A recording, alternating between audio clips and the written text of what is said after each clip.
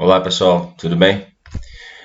Hoje aqui nós vamos fazer a nossa última aula do ano.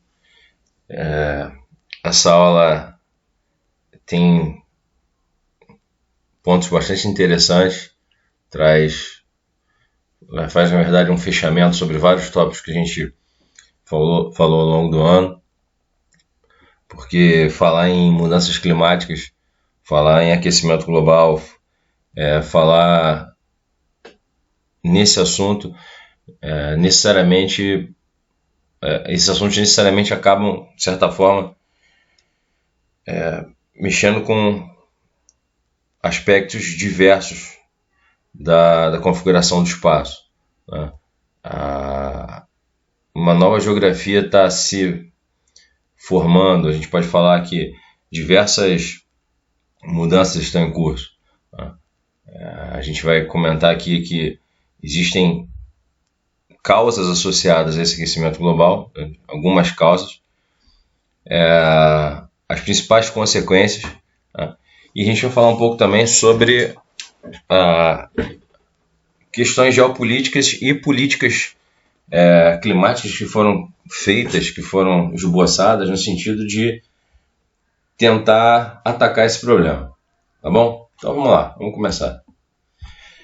Esse primeiro gráfico é um gráfico que é clássico, ele aparece de várias maneiras, em vários formatos diferentes, mas com um layout diferente, mas basicamente qual é a ideia desse gráfico, né? É mostrar de forma contundente a ascensão, a subida paulatina da temperatura média global ao longo do século XX. Na verdade, existem gráficos que recuam até medições um pouco mais antigas, medições do século XIX, que mostram que existe aí, a primeira ideia é que existe uma correlação entre a atividade industrial, a rápida, né, transformação de um mundo rural em um mundo urbano, né, e esse mundo urbano é um mundo essencialmente consumista, são sociedades que se formam, são sociedades de consumo, né. A gente tem que lembrar que no final do século, que já no século XVIII, já na primeira Revolução Industrial, já se começa a queimar carvão em larga escala, produção de energia, né. No século XIX, o petróleo vai ser descoberto e pouco tempo depois começa a ser utilizado também para produção energética, nesse caso, tanto para produção energética para fins industriais, mas principalmente para os transportes, né, como combustível, seja na forma de diesel, seja na forma de gasolina. Então, a junção ou a queima tanto do carvão quanto do petróleo, tá, que são os dois principais combustíveis fósseis, vão começar a contribuir decisivamente para um aumento, tá, do acúmulo desses gases na atmosfera. Então, como eu já tinha dito em outro momento, uma coisa, pessoal, é o efeito estufa. Tá? O efeito estufa é um efeito natural. Tá? É um efeito que, inclusive, proporciona a possibilidade de vida na Terra. Se não existisse uma camada de gases de efeito estufa em volta da Terra, o nosso planeta seria muito mais frio, seria um planeta bastante frio, inclusive as médias térmicas ficariam próximas de um patamar negativo, não sei dizer exatamente quanto, já li isso, mas não estou conseguindo lembrar, tá? Mas o fato é que a gente não conseguiria, as formas de vida seriam escassas, tá? A gente teria pouquíssimas formas de vida. Então, o efeito estufa é uma coisa, é um efeito natural, é o que o balanço que a natureza faz, né, um balanço natural, conseguiu estabelecer, digamos assim, de quantidade de gases de efeito estufa que proporcionou o surgimento das mais variadas formas de vida. Outra coisa muito diferente é isso que a gente está chamando de aquecimento global. Então, aquecimento global, pessoal, é um fenômeno que está ligado, tá, à atividade antropogênica ou atividade antrópica. Bom, aí tem uma questão, um ponto. Por quê? Porque existe um grupo que é conhecido como o grupo dos céticos, que defende a ideia de que existe um aquecimento global, sim, que as temperaturas estão aumentando, e esse gráfico mostra isso claramente. No entanto, esse aumento não teria uma relação direta com a atividade antrópica. Tá? Na visão desse grupo, a quantidade de gases de efeito estufa que nós mandamos para a atmosfera não é suficiente para provocar uma transformação tão significativa. Então, na visão desse grupo, essas alterações, tá, nas médias que vocês podem ver aqui, né, por esse gráfico, essa linha vermelha subindo, e aqui a partir de 2020 os mais variados cenários, né, a depender da maior quantidade de gases que podem ser emitidos ou não. Na visão desse grupo, isso tem muito mais a ver com a própria dinâmica da natureza, tá? Inclusive com a dinâmica solar, com erupções vulcânicas, com uma série de eventos naturais. E assim, aí vocês vão perguntar, professor, mas isso às vezes nem aparece no livro. Não aparece, porque o que acontece? Essa tese de que o aquecimento global não tem uma relação direta com a atividade antrópica não é aceita, não é largamente aceita pela comunidade científica. Tá?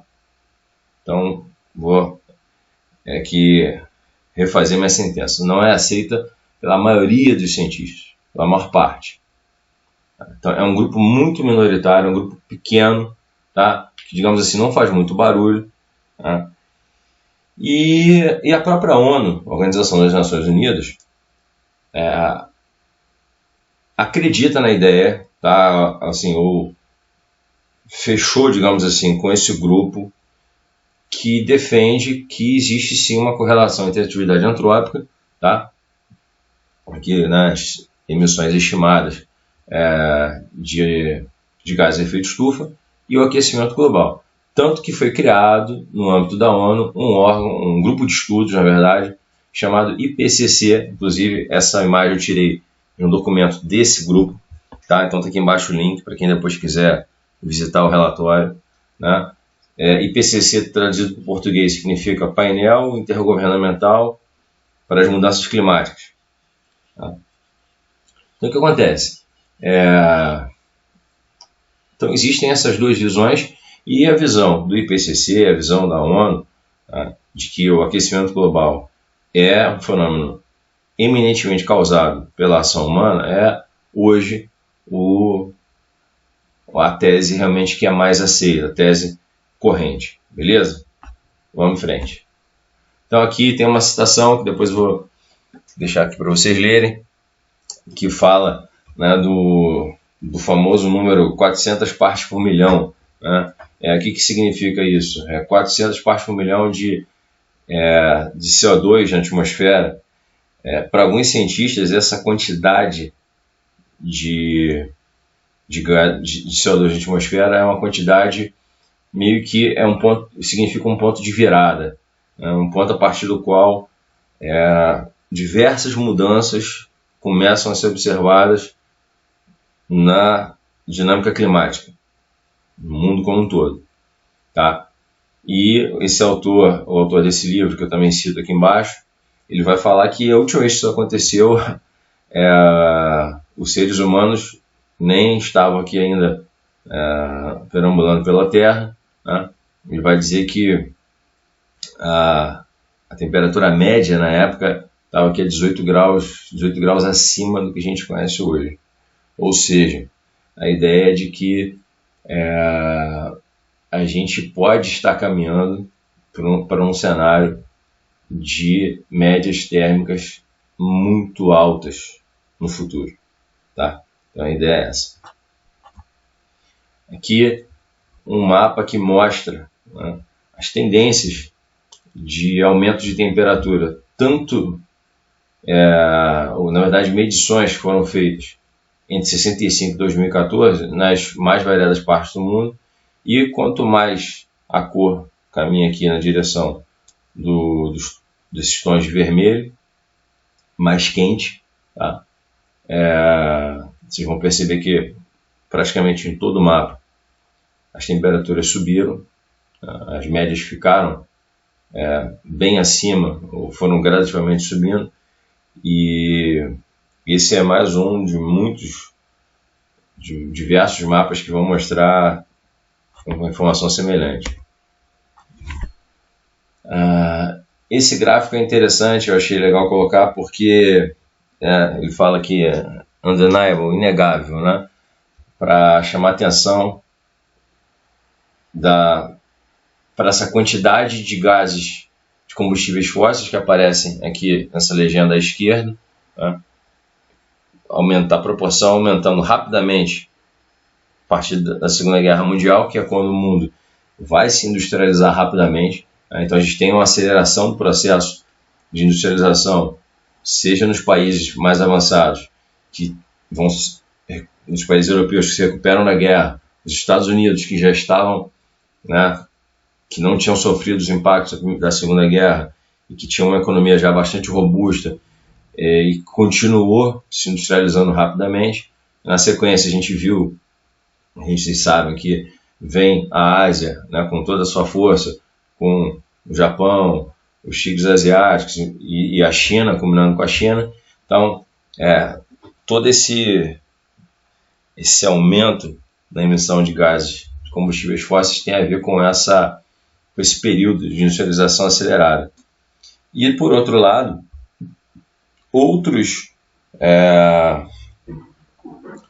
há outras fontes de emissão também, de emissão de gases de CO2, que estão associadas principalmente à queima de florestas, tá?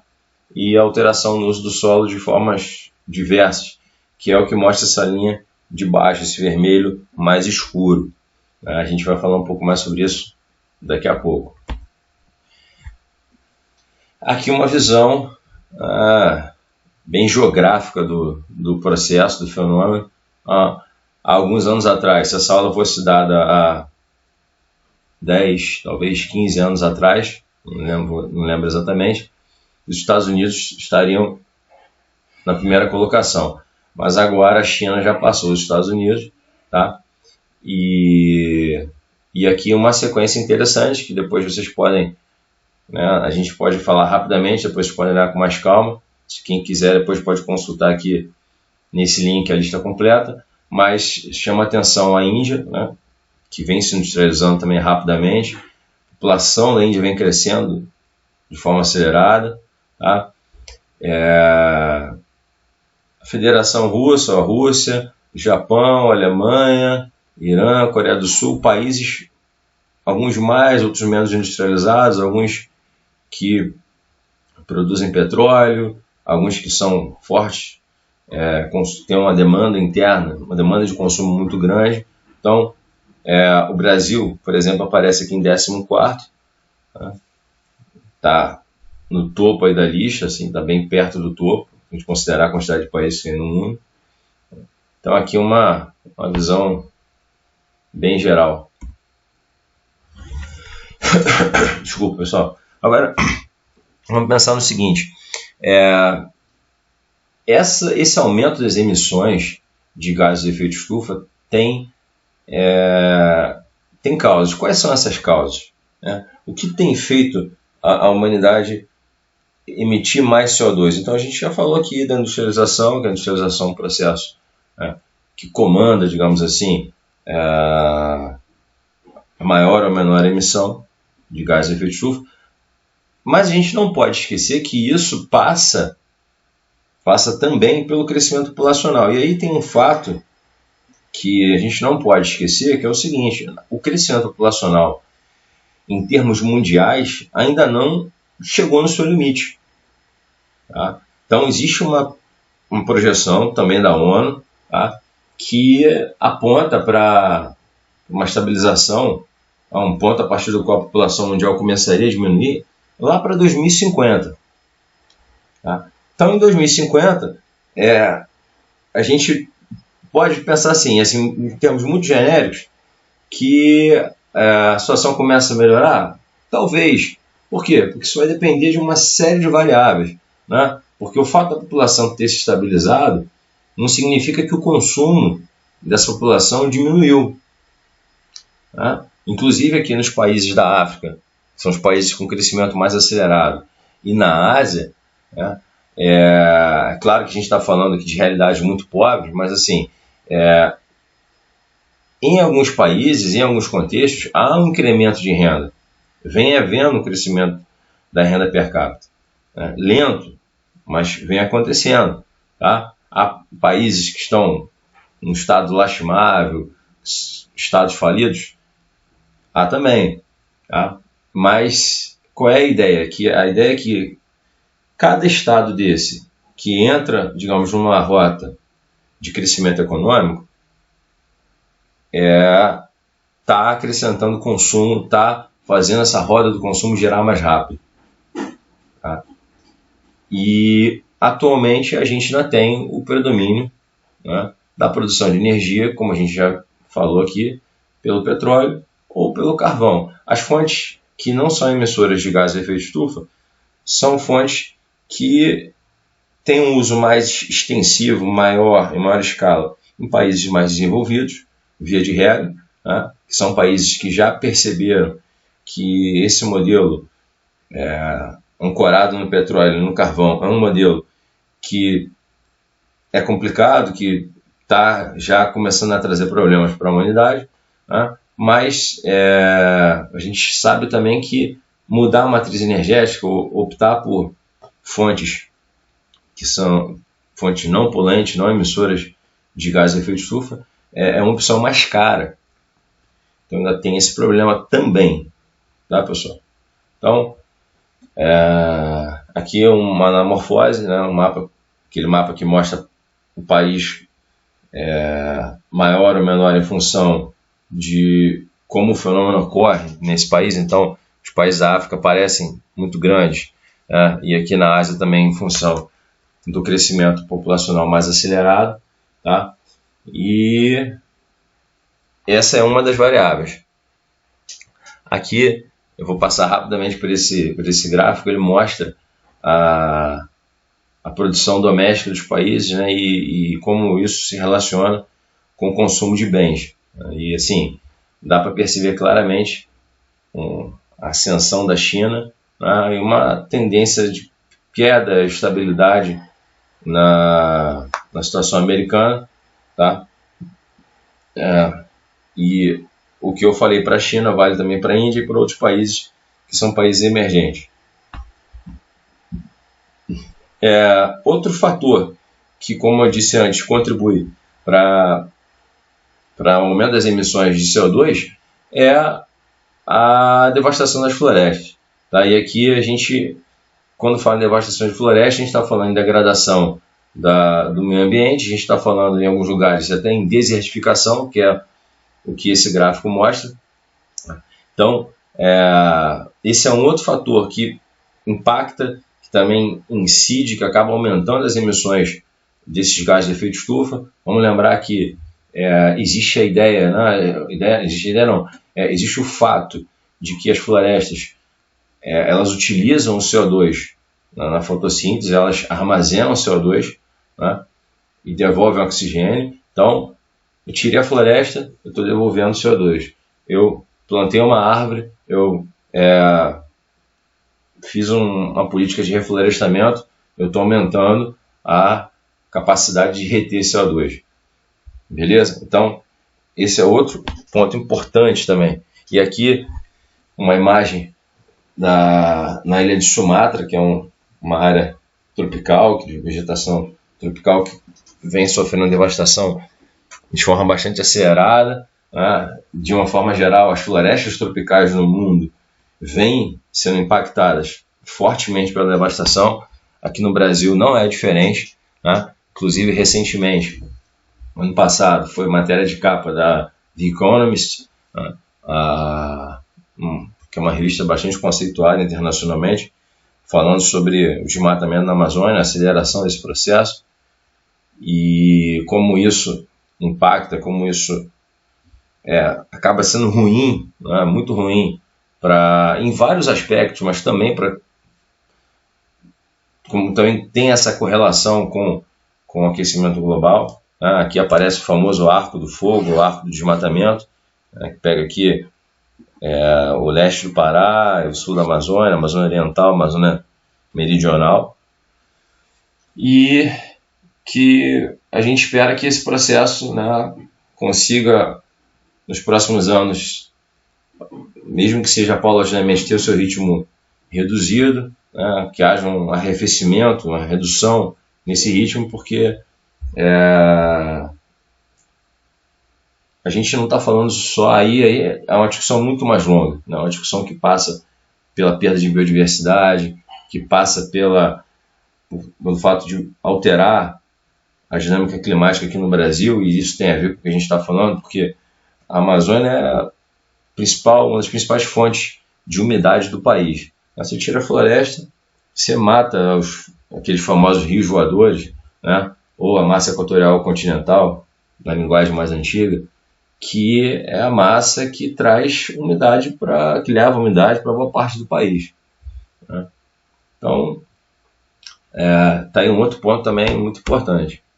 Aqui, pessoal, um fato que se liga com um gráfico anterior, na verdade não era nem para essa imagem estar aqui, mas a gente vai fazer como diz a brincadeira, quem sabe faz ao vivo. Então a gente liga as ideias. Esse gráfico mostra o quê? Ele mostra o aumento da população urbana.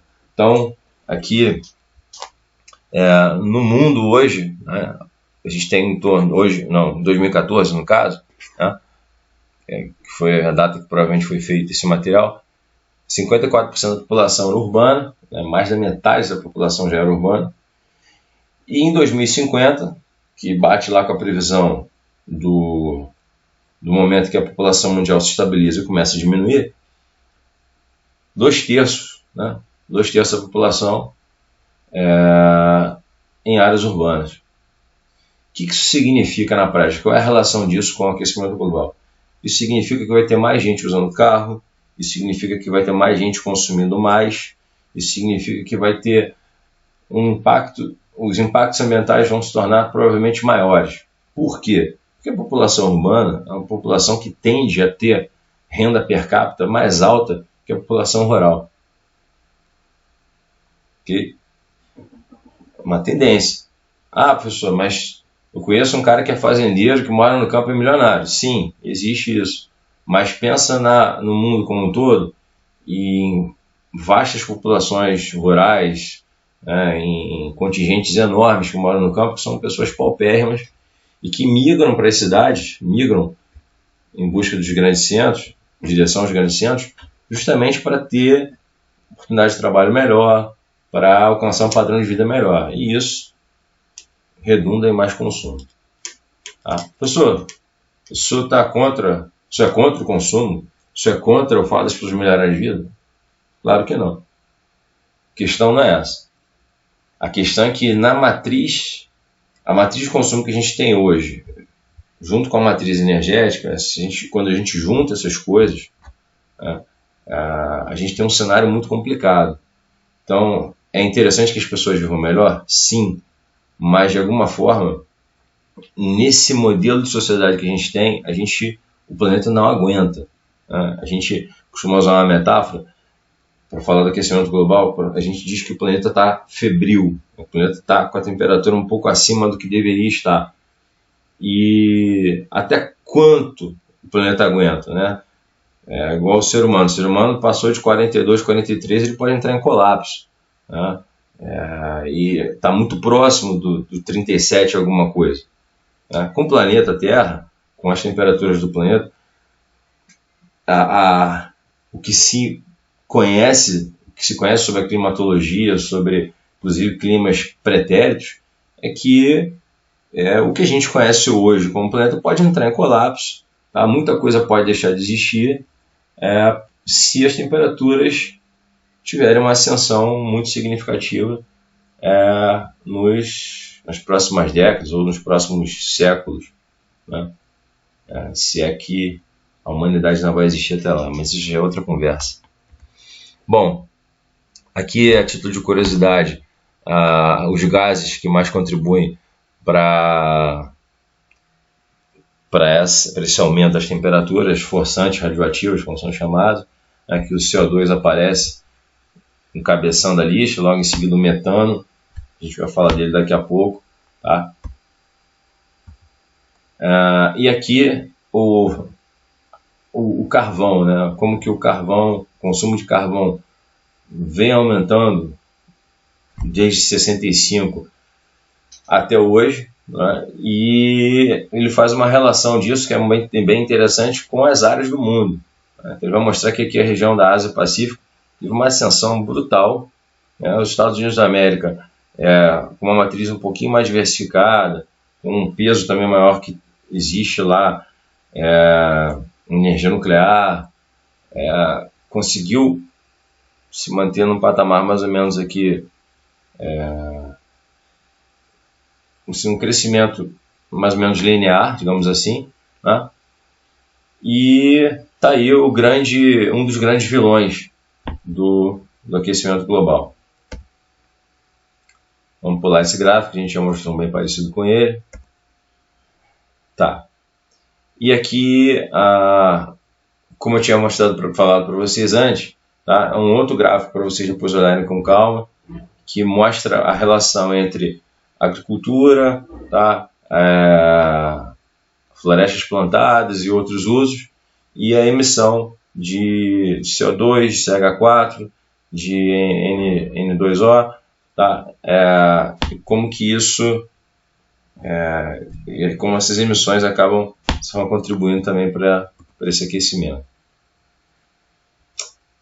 Esse gráfico, ou esse infográfico, ele é muito interessante, mas a gente não vai ter tempo de trabalhar, também não vou cobrar isso em prova, mas é mais um dado que eu achei bacana colocar na aula, na apresentação, para vocês poderem observarem, né, a composição de cada tipo de uso, os usos predominantes da Terra, tá? E fazer depois um link desses percentuais com a quantidade de gases emitidos. Vamos dar uma acelerada aqui, algumas coisas a gente já falou, tá? Aqui um tópico interessante que foge um pouquinho que sai um pouquinho dessa coisa só de falar do dióxido de carbono e do metano, porque esse gráfico mostra que, por exemplo, a título de exemplo, tá? Eu peguei aqui um cultivo, no caso, né, o café no estado de Minas Gerais. Então foi feita uma medição e se observou que, aliás, minto, a gente está falando assim de CO2, perdão pelo equívoco. O fato é que existe aqui uma relação entre os fertilizantes sintéticos, né, no caso aqui o fertilizante à base de nitrogênio, tá, e outros componentes, mas principalmente os fertilizantes sintéticos, contribuindo também para a emissão de CO2. Tá? Então é um outro dado também interessante, né, porque hoje em dia algumas fazendas, alguns fazendeiros começam a falar em agricultura orgânica, em não utilização de fertilizantes químicos. Então, isso também, de certa forma, é um reflexo, uma forma de tentar, de alguma maneira, contribuir para emissões menores. Beleza? Ok, então essa primeira parte. Vou fazer aqui uma pausa, vou gravar essa primeira parte do vídeo e a gente já começa aqui a segunda parte, que é a parte que a gente vai falar, a parte na qual a gente vai falar sobre os desdobramentos desse planeta mais quente, tá?